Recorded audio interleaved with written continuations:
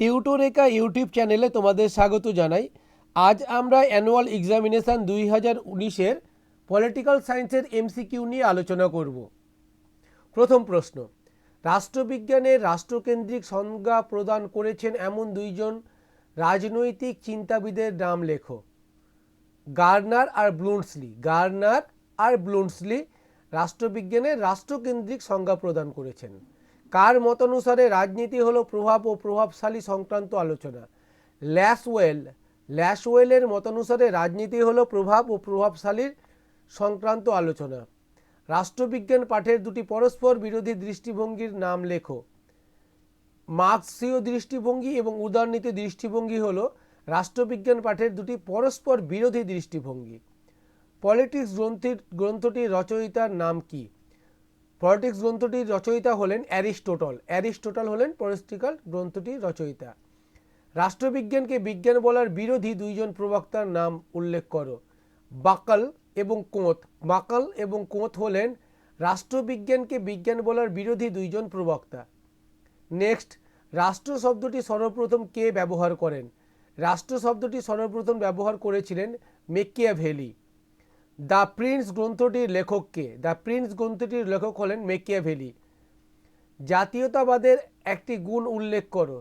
জাতীয়তাবাদের একটি গুণ হলো জাতীয়তাবাদ জাতির সর্বাঙ্গীন বিকাশ ও গণতন্ত্র প্রতিষ্ঠার সহায়ক। জাতীয়তাবাদের একটি ত্রুটি উল্লেখ করো। জাতীয়তাবাদের একটি ত্রুটি হলো জাতীয়তাবাদ সাম্রাজ্যবাদের স্রষ্টা এবং জাতিবিদ্বেষ প্রচার করে।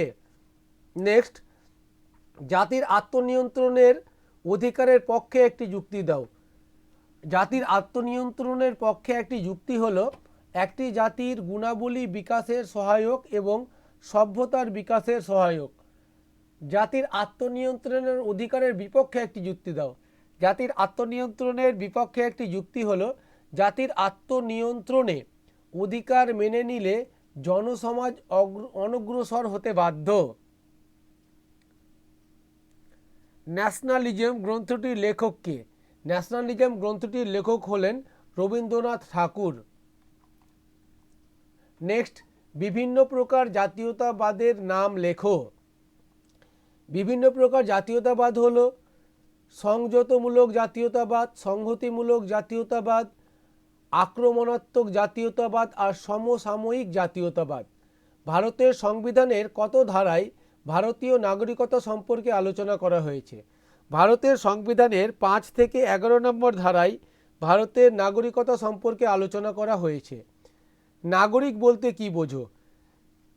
যে ব্যক্তি রাষ্ট্রের মধ্যে স্থায়ীভাবে বসবাস করেন এবং রাষ্ট্র কর্তৃক সকল প্রকার অধিকার ভোগ করেন তাকে নাগরিক বলে। নেক্সট, দ্বৈত নাগরিকতার সমস্যা সমাধানের যে কোনো একটি উপায় লেখো।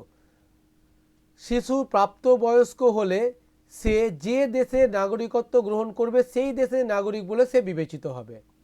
পশ্চিমবঙ্গের দুটি রাজনৈতিক দলের নাম লেখো। পশ্চিমবঙ্গের দুটি রাজনৈতিক দলের নাম হলো সিপিআইএম এবং তৃণমূল কংগ্রেস। রাজনৈতিক দলের একটি কাজ উল্লেখ করো। রাজনৈতিক দলের একটি কাজ হলো নির্বাচনে অংশগ্রহণ করা এবং প্রতিদ্বন্দ্বিতা করা। ভারতের দুটি চাপ সৃষ্টিকারী গোষ্ঠীর নাম লেখো। ভারতের দুটি চাপ সৃষ্টিকারী গোষ্ঠী হলো মজদুর সংঘ এবং national trade union Congress. Next, ভারতে সার্বজনীন প্রাপ্তবয়স্কের ভোটাধিকারের পক্ষে একটি যুক্তি দাও। সরকারের স্বৈরাচারিতা রোধ করার ক্ষেত্রে ভারতে সার্বজনীন প্রাপ্তবয়স্কের ভোটাধিকার অপরিহার্য। ভারতের সর্বজনীন প্রাপ্তবয়স্কের ভোটাধিকারের ব্যর্থতার দুটি কারণ লেখো। ভারতের সার্বজনীন প্রাপ্তবয়স্কের ভোটাধিকার ব্যর্থতার দুটি কারণ হলো সার্বিক শিক্ষার অভাব আর ভোটদাতাদের অংশগ্রহণের যোগ্য প্রার্থী নির্বাচন করতে পারে না। নেক্সট, ভারতের নির্বাচন কমিশনের একটি প্রধান কাজ উল্লেখ করো। ভারতের নির্বাচন কমিশনের প্রধান কাজ হলো ভোটের তালিকা প্রস্তুত করা এবং ভোটদাতাদের সচিত্র পরিচয়পত্র প্রদান করা। ধন্যবাদ।